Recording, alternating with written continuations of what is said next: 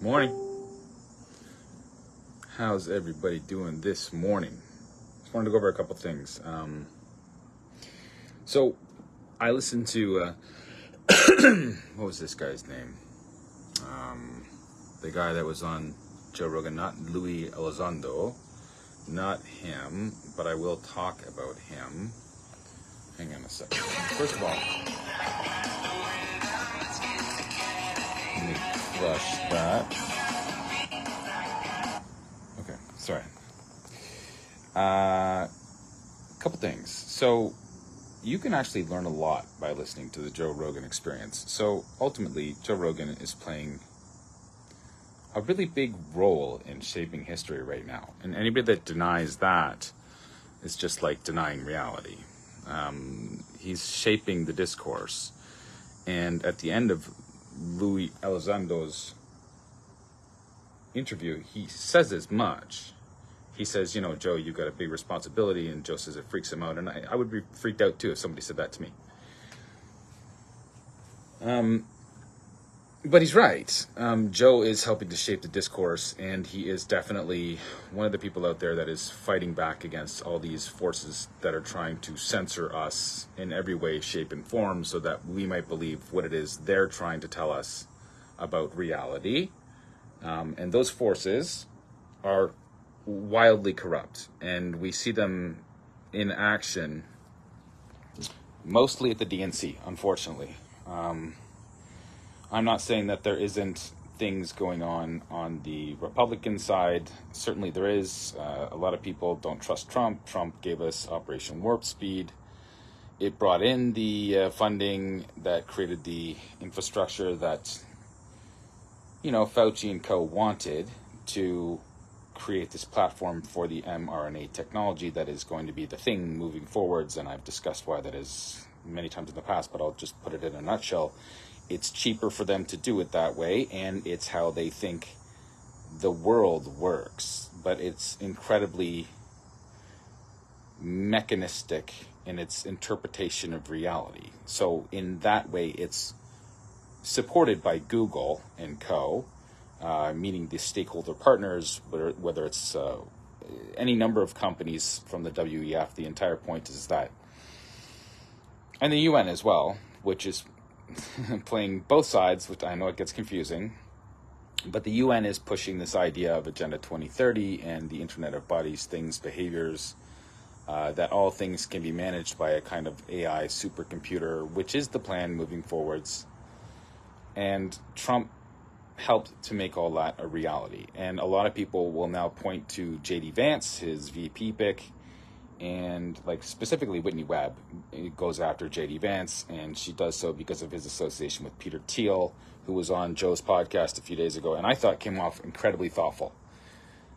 So what's going on is people are looking at these organizations, and they are seeing corruption within the organizations.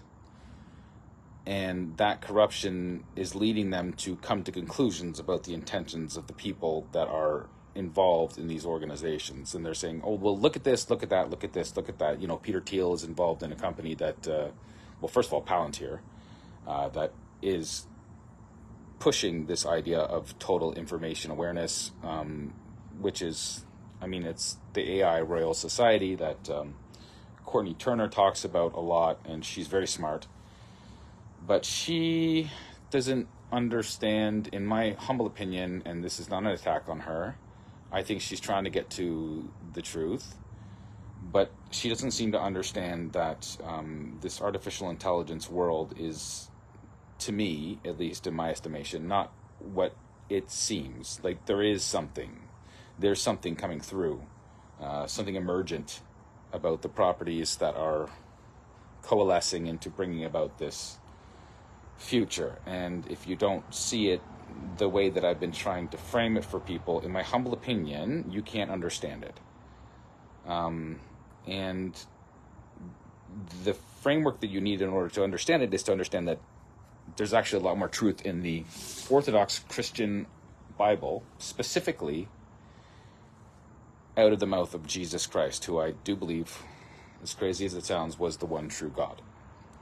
He was like the creator that inserted himself into the creation to tell humanity how to not screw it all up. And every time we don't listen, and every time we worship these false gods and prophets, the gods of the creation, whatever form of paganism you want to do, Babylonian, Sumerian, now they're calling it aliens, they're calling it things that you can converse with through the machine interface. And I went through all that a couple days ago in a live.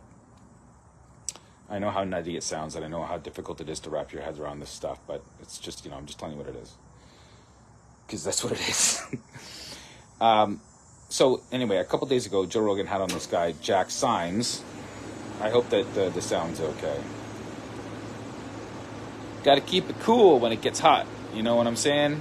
And if you don't have the energy to power the cooling devices in an increasingly hot world, which is why this entire idea that is being pushed out by these various people like your Justin Trudeau's and your Chrystia Freelands and your Kamala Harris's and all of her cadre of weirdos, they're all saying, well, we need to get off fossil fuels, and if we don't get off fossil fuels, we're all going to die. But if we don't have fossil fuels, then it's a paradoxical moment.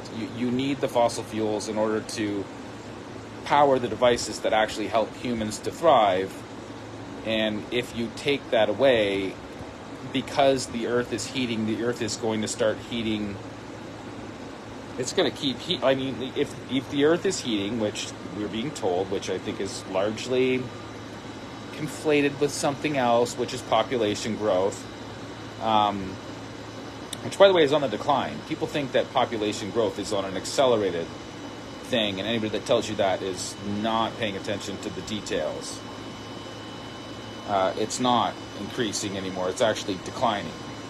And a declining world population is actually much more threatening to us than an increasing population. But, it all gets very complex. The point being that Jack Symes, okay, here's how I want to tie it in. A while ago, Rogan had on this woman named Shanna Swain, who was talking about the increases in estrogen mimickers and various chemicals that are in the water supply that are tied to the unprecedented use of pharmaceuticals and things, again, that are in the energy supply system.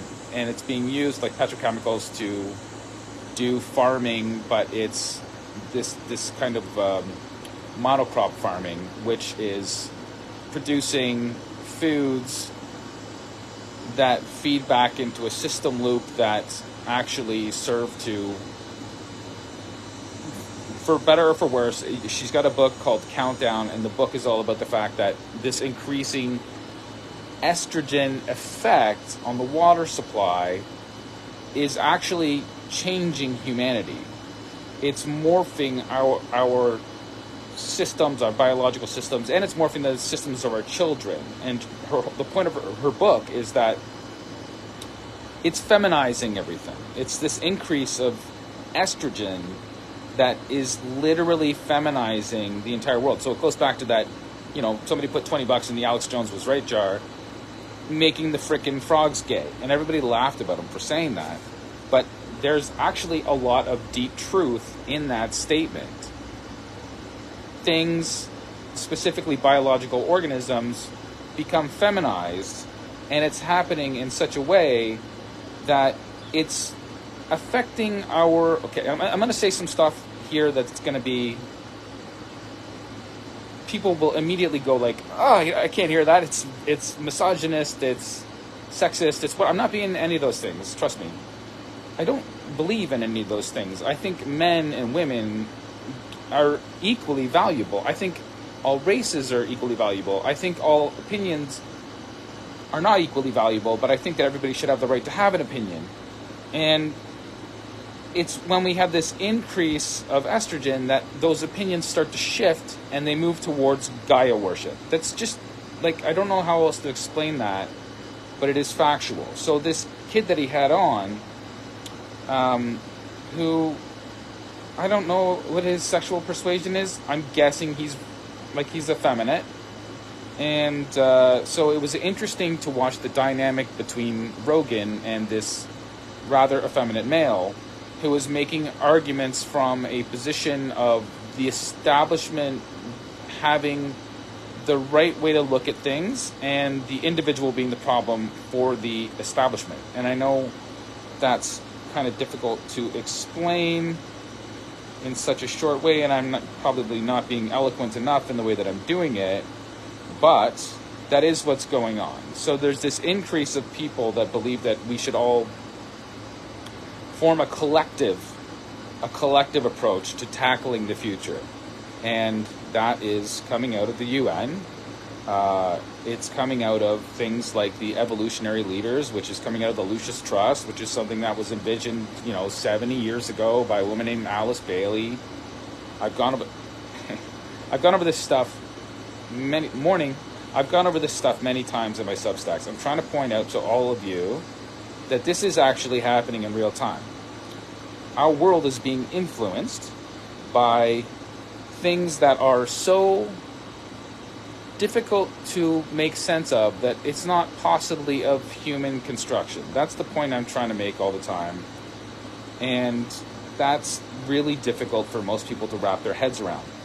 But, I mean, I don't know how else to make sense of it, because really, to think that there would be this group of people that would have such an evil plan that they would start enacting it by influencing the Theosophical school. I mean, this goes way back. It goes way back. And this is the kind of stuff that I've been talking about before, but it goes back to, like, Babylon. And I know how that sounds. But right now, Babylon is making a reappearance again on the world stage through people like Lou Elizondo. In his book Imminent, that just came out a couple of days ago, and Rogan had him on his platform yesterday. So the reason I'm talking to you today is because I'm trying to point. I hope that. Oh, can you guys tell me if you can hear okay because of the air conditioner? It's kind of annoying to me, but I just want to make sure that the audio quality is good enough to make sense of my insane ramblings, which are not insane at all, actually. So, going back to it, he had on this guy, Jack Symes. And what is Jack Symes' thing? Great, thank you. Jack Symes' thing is pantheism or panentheism, which is this idea that everything is emergent out of the universe, or at least the universe that we know and understand. So it's basically materialistic in origin. It comes from this idea that evolution drives all things and that we are in a constant state of evolution. This is also something that Joe pushes, but it was interesting to hear both of these guys give their opinions on what is co-creating the world with us based on their particular perspective. Joe's is one that is rooted in much more mystical idea. He's got a third eye in his forehead in his thing. He's a DMT guy. He pushes this kinds of stuff. He pushes these mystic ways of understanding the world. Symes does not. Symes pushes the more establishment way of understanding the world. Just a second. Yes? Yeah. Sage, what's up? No, I'm talking, Sage. Can I help you? Yeah, and you're throwing me off. What's up, buddy? Okay, just give me a few minutes. I'm just trying to spit something out. Okay, so Symes is playing the more... So going back to Swan in her book and the idea that there's this increase in estrogen in the water supply, and this is no slight to women whatsoever, because I love women and I love the feminine, but you can't have a proper symbiosis of these things without a strong female and a strong male perspective. These things play off against each other, and we know this because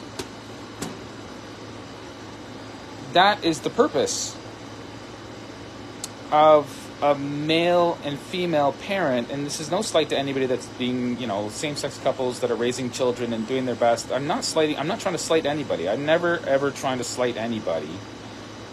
I'm always just trying to point out that there is some truth to this idea that a male and a female are the best possible environment for a child to grow up in. That's just factual. And again, no slight to single mothers or single fathers. I know how difficult the world is today. I know how difficult it is to make it today. I'm just trying to get to something more akin to what is actually happening in the world. And I'm just pointing out that there is this trend that is making the way that we perceive the world more feminized. And that makes sense when you understand this rise in kind of Gaia worship. So what is Gaia? Gaia is Mother Nature. Gaia is Mother Earth. This is the kind of stuff that's being pushed out of the UN. Again, Agenda 2030, that's what it is. It's this idea that we're going to be able to merge with Mother Earth via our technological systems. Okay?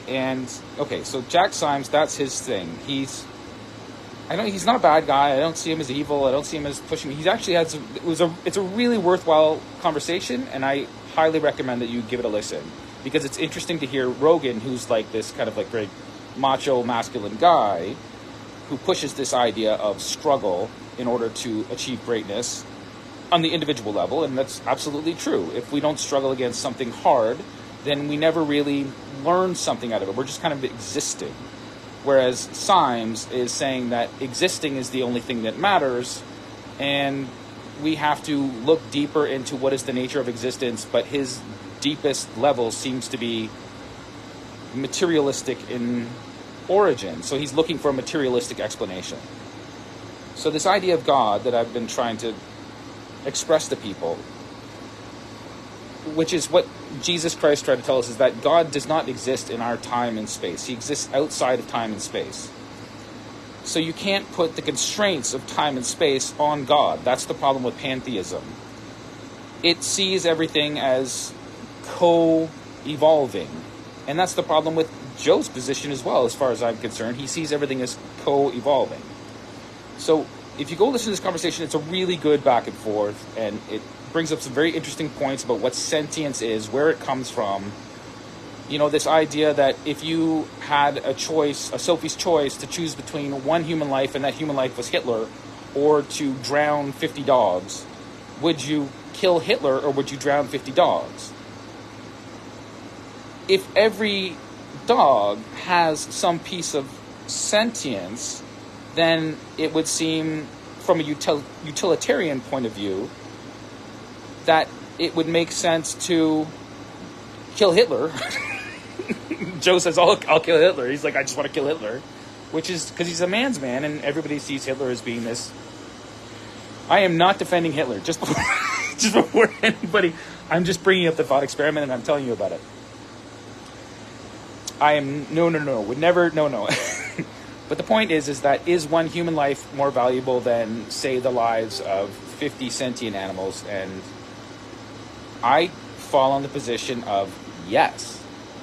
One human life is more important than 50 animals. Am I saying something about how I feel about animals? Because Jack Symes points out he's very much into this idea of species. When you bring up this idea that all species have this same kind of importance, then you're also pushing the idea that pantheism or panentheism, this idea that there is a little bit of divinity in all things. So everything has some kind of worth that can be measurable when determining the value of the greater whole. I'm not sure how else to express that. But so again, they both push the same kind of idea, but from different positions. Now, I hope that makes sense. When it comes to Luis Elizondo, who he had on yesterday, and I'm reading his book, he's pushing it from a slightly different position, which is to say that aliens are real, UFOs are real, and we're about to there is an attempt to push what is called disclosure on the greater public. And I think for most people that are not paying attention to this stuff, they're going to be caught the greatest off guard. And so what I'm trying to do when I'm talking to people is I'm trying to say that, like, look, you got to be prepared mentally for this stuff, because it is coming at you whether you want it to happen or not. And the only way you can prepare is start to really examine what values you hold. What do you hold dear? What do you hold on high? If you hold the creation on high, then that's how you act out in the world. If you hold yourself on high, because a lot of people have bought into this idea that actually God is within and you are God, that is the Eastern mystic worldview. If God is within, then you basically refer to yourself as God, and that is one of the greatest sins that there can possibly be. It's blasphemy of the Holy Spirit, it's blasphemy of God, it's blasphemy of the Creator. So basically I'm proselytizing Christianity without doing it through the biblical lens, even though if you go back and you use the biblical lens to try to make sense of all this stuff, especially like I do with some of my meditations with ChatGPT, you can see that there are verses that really, really put this into focus for people, and that's wild. I never would have known that a few years ago, and if it wasn't for this scenario that we're in now, I wouldn't know it now. So in a way, I'm thankful to these people for pushing me to try to make more sense of the world on my own terms. But going back to Lou, he's trying to tell us now that, and this is a career intelligence guy, and he's trying to tell us that what is happening is there's this group of people within the bureaucratic monster that is the Pentagon and that is DC that are trying to free us from the Pentagon and the bureaucratic monster that is DC, but it's coming from within DC. So it's all very convoluted. And this book, it's just making the argument that, you know, there are people out there that are trying to fight for us, much like the way that Q says that there's white hats and then there's black hats, and much like the way that every single kind of dynamical system that's being pushed out there right now. I'll wrap this up. Every system that is not Christianity is telling us that if you choose this is going to be the truth, or if you choose that, that's going to be the truth. And what I've been doing with my Substacks, in a sort of maniacal way, admittedly, is I've been trying to tell people that that's not the right choice. That's an infinity doom loop, which I have described many times, and I made a post yesterday showing, you can find it at the top of my Facebook page. I had Dolly recreate what I'm talking about with the infinity doom loop, and what I see is that there's this kind of, we're being asked to choose something, and what I'm saying is, if you don't choose God, like Jesus Christ God, that you will end up being sucked into this kind of black hole that exists on either side of this infinity doom loop. So they positive, negative, up, down, right, left, as above, so below, all that kind of stuff. If you buy all that kind of stuff, you will be entrapped by it. And so what I'm saying is, it's hard to believe, but if you don't choose, not the Gnostic God, not the New Age God, not, because that's what the UN is pushing, and that's what these guys are pushing, all this angels and demons and stuff, and I've talked about it many times, trying to make my point. A woman named Diana Pasulka wrote a book called Encounters. She's pushing this stuff too. It's coming out of the Vatican. It's coming out of the UN. It's a coordinated effort to get us to try to choose something that is not God. The one true God, as I've come to believe it. And I can't even believe it. Every single time I say that, I can't even believe that it's coming out of my mouth, but it is. Because I was agnostic before all this started. And now, I think I understand what it means. I think I do. I'm not really sure.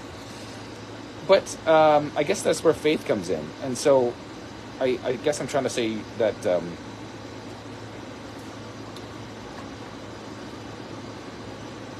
because humanity has lost faith in God, God has lost faith in us. And if it wasn't for the progress of AI and the wars and the there's a lot of things going on in places of the world that we are not privy to, being in the Western world, that we are not suffering from. And so we're kind of like separated from understanding what it is that people are going through. But there's a lot of bad things happening out there in the world right now. And that's awful. And we should pay more attention to all that kind of stuff. And we should want to try to help our fellow man. And we should try to want to find a better way to do things. And there's lots of people making propositions about changing the system. And I think ultimately that's a good thing. But ultimately I also think that it's not, there's a deception there. There's a trick. And that's what I keep trying to write about. And it's so weird. If we don't choose Jesus Christ and we don't choose to believe that he was indeed God, we choose to sabotage ourselves. And it's so weird. It's so weird. But it is true that it is happening. And if you don't see that spark of divinity in all of our brothers and sisters, and we are all brothers and sisters under God, if you don't see that in your fellow man, and you instead choose to see that, no, he's in that camp, and I'm in this camp, or he believes this, and I believe that, and I'm right and he's wrong, it's always going to end up in conflict. Always. No, you have to see that we do have to live for one another. We do have to try to make sense with one another. And what's going on is this stuff is not helping us to make sense. It's muddying the waters. So who is it muddying the waters for? And that's, again, what I try to write about. So all I'm saying is don't be deceived. A lot of us are being deceived right now. And I don't know what's going to happen next, but I do know that something's coming, and as I've said it before, I can feel it in my jellies. So just, prepare yourselves mentally, if you can, physically. I just turned 50, and I've got more aches and pains than I ever have, and I know what I need to do in order to make better changes in my life, and I'm balking at it too, and I fail every day. So I have to try to remind myself to try to be better every day. And so that's what I'm trying to do with my message for all of you, is I'm trying to help you remind yourself to also try to be better every day in whatever way that you can, and try to spread love. Reject this idea that we are separate. But at the same time, reject the mysticism, reject the magic. Understand that you are the only thing that is real, and connect with people face to face. Social media is screwing us all big time. Don't think that social media is your friend. Social media is being run by embedded artificial intelligences, as crazy as that sounds, and they are not our friends. So go out and meet somebody in a church, in a library, at the supermarket, smile, say hello. If you want, ask them if they want a hug, if they look like they're having a bad day. I have a shirt that says free hugs. I have to get another one. I'm going to get another free hug shirt just so I can wear it. And if you see me out there, just give me a hug. We've been taught to be so afraid of each other. It's also sick. It's also sick. If you don't see how sick that is, don't be afraid of one another. We are all brothers and sisters, all of us. We need to come together in a very real way, not the way that these guys are going to try to tell us that we should come together, but physically. Come together. Love your brother and sister. Accept them for who they are, and try to speak to them about something bigger than just what's going on with the weather, or what the sports is, or what your favorite sports ball team is doing. Get deeper. Get more real. And anybody could do it. I believe that. Anyway, that's my insane ramble for today. And I hope I made some help somewhere. God bless.